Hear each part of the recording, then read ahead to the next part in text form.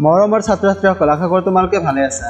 আজিৰ এই ভিডিঅ'টোত আলোচনা কৰিম তোমালোকৰ সমাজ বিজ্ঞানৰ ইতিহাস খণ্ডৰ অধ্যায় 4 ভাৰতৰ স্বাধীনতা আন্দোলন আৰু অসমত জাতীয় জাগৰণৰ কিছু ইম্পৰ্টেণ্ট কুৱেশ্যন যিবিলাক আগন্তুক মেট্ৰিক পৰীক্ষাত আহিব পাৰে। তো দেৰি নকৰি বলা ভিডিঅ'টো আৰম্ভ কৰোঁ। তোমালোকৰ ইম্পৰ্টেণ্ট কুৱেশ্যনসমূহৰ ভিতৰত প্ৰথম কুৱেশ্যন হৈছে অষ্ট্ৰিকসকলে ভাৰতীয় সংস্কৃতিলৈ আগবঢ়োৱা দুটা অৱদান উল্লেখ কৰা। তো ইয়াৰ উত্তৰ হৈছে অষ্ট্ৰিকসকলে ভাৰতীয় সংস্কৃতিলৈ আগবঢ়োৱা দুটা অৱদান হ'ল 1. তেওঁলোকৰ ধৰ্মীয় পৰম্পৰাগত সেন্দুৰৰ ব্যৱহাৰ হালধিৰ ব্যৱহাৰ কৌশল উদ্ভাৱন কৰিছিল।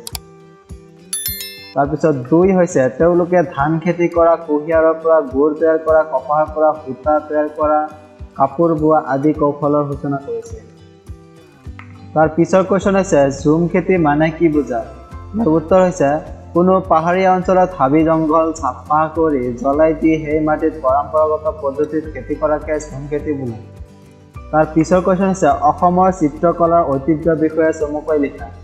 ইয়াৰ উত্তৰ হৈছে অসমত সপ্তদশ শতিকামানৰ পৰা উত্তৰ ভাৰতীয় ক্ষুদ্ৰাকাৰ পুথিপচিত্ৰসমূহ অনুৰূপ ৰজাঘৰীয়া পৃষ্ঠপোষকতাত অথবা সত্ৰীয় সৃষ্টিৰে চিত্ৰকলাৰ এটা পৰম্পৰা আৰম্ভ হয়।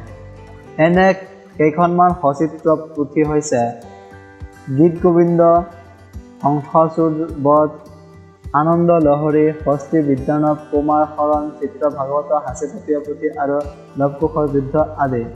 স্থানীয়ভাৱে আহৰণ কৰা সামগ্ৰীৰ পৰা প্ৰাকৃতিক ৰঙেৰে বহুৰঙীয়া এই চিত্ৰসমূহ অঁকা হৈছিল। প্ৰথমতে চিত্ৰ পটভূমিত একোটা নিৰ্দিষ্ট ৰং বোলাই লৈ তাৰ ওপৰত চিত্ৰসমূহ অঁকা হৈছিল। চিত্ৰসমূহত ৰজা, ৰাজদৰবাৰৰ দেৱী মূৰ্তি, যুদ্ধ চিত্ৰ, হাতী, জীৱ-জন্তু আদি চিত্ৰ সংশ্লিষ্ট পুথিৰ বিষয়ে বস্তুৰ লগত সংগতি ৰাখি অঁকা হৈছিল। খালী ঠাইবোৰত ফুল, লতা আদি অঁকা হৈছিল। সাধাৰণতে সেই চিত্ৰবোৰত ৰঙা, সেউজীয়া, হালধীয়া আৰু কলা ৰঙৰ প্ৰয়োগ হোৱা দেখা যায়। মানুহ আৰু জীৱ-জন্তু চিত্ৰবোৰত মুখাৱয়ৱৰ নিখুঁত প্ৰকাশ, শৰীৰৰ অনুপাত, মনৰ অনুভূতি প্ৰকাশৰ সূক্ষ্ম কৌশলৰ প্ৰয়োগ দেখা নাযায়। সুকুমাৰ বৰকাইতৰ ষষ্ঠী বিদ্যানৱ পুথিখনত বিভিন্ন আকাৰৰ আৰু বৰণৰ হাতীৰ ছবি আছে। দিলবৰ আৰু দুচাই নামে দুগৰাকী চিত্ৰকৰে এই চিত্ৰসমূহ অংকন কৰিছিল। তাৰ পিছৰ কুৱেশ্যন হৈছে অসমৰ ধৰ্মীয় বিবিধতা আৰু সংহতিৰ বিষয়ে লিখা। ইয়াৰ উত্তৰ হৈছে অসমৰ অধিকাংশ লোক হিন্দু ধৰ্মাৱলম্বী যদিও ইয়াত অন্যান্য ধৰ্ম যেনে ইছলাম, বৌদ্ধ, খ্ৰীষ্টান, জৈন আদি ধৰ্মৰ লোকো আছে। হিন্দু ধৰ্মৰ ভিতৰত ঘাইকৈ শাক্ত, শৈৱ, বৈষ্ণৱ আৰু সৌৰপন্থী লোক দেখা যায়। অসমৰ বিভিন্ন ঠাইত প্ৰবল প্ৰভাৱী শক্তিপীঠ আছে। সেইবোৰৰ ভিতৰত কামাখ্যা মন্দিৰ বিখ্যাত। ত্ৰয়োদশ শতিকাত অসমত ইছলাম ধৰ্মৰ প্ৰৱেশ ঘটে। হাজাৰো পোৱা মক্কা অসম ইছলাম ধৰ্মাৱলম্বী লোকসকলৰ এক পবিত্ৰ তীৰ্থস্থান। স্বৰ্গদেউ গদাধৰ সিংহৰ দিনত অসমলৈ অহা চুফী সাধক আজানপীৰ নামে খ্যাত শ্বাহ মিলানে ৰচনা কৰা জিকিৰ আৰু জাৰি অসমৰ জনপ্ৰিয় ধৰ্মীয় সংগীত।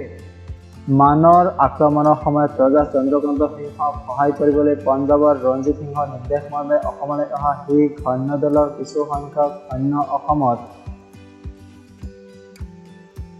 নিগাজীকৈ থাকি যায়। তেওঁলোকৰ বংশধৰসকলে এতিয়া শিখ ধৰ্ম বৰ্তাই ৰাখি অসমীয়া ভাষা সংস্কৃতি গ্ৰহণ কৰি অসমীয়া জাতীয় জীৱনৰ অংগ হৈ পৰিছে।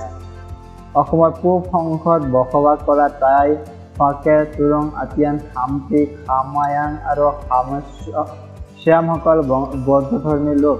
মধ্যযুগত আহোম স্বৰ্গদেউসকলে গ্ৰহণ কৰা উদাৰ ধৰ্মনীতিৰ বাবে বিভিন্ন ধৰ্মৰ লোকক উপাসনাস্থল নিৰ্মাণ কৰাই দান দক্ষিণেৰে পৃষ্ঠপোষকতা কৰিছিল। তাৰ পিছৰ কুৱেশ্যন হৈছে মাধৱ কন্দলীয়ে কাৰ পৃষ্ঠপোষকতা লাভ কৰি সপ্তকাণ্ড ৰামায়ণ অনুবাদ কৰিছিল? উত্তৰ হৈছে বৰাহী ৰজা মহামাণিকৰ পৃষ্ঠপোষকতাত মাধৱ কন্দলীয়ে সপ্তকাণ্ড ৰামায়ণ অনুবাদ কৰিছিল। তাৰ পিছৰ কুৱেশ্যন হৈছে অসমৰ গদ্য সাহিত্যৰ সূচনা কোনে কৰিছিল? উত্তৰ হৈছে ভট্টদেৱ। তাৰ পিছৰ কুৱেশ্যন হৈছে জিকিৰ আৰু জাৰি কোনে ৰচনা কৰিছিল? উত্তৰ হৈছে অসমলৈ অহা চুফী সাধক আজানপীৰ নামে খ্যাত শ্বাহ মিলানে জিকিৰ আৰু জাৰি ৰচনা কৰিছিল।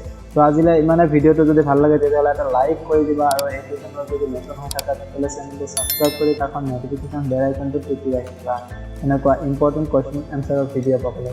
ধন্যবাদ।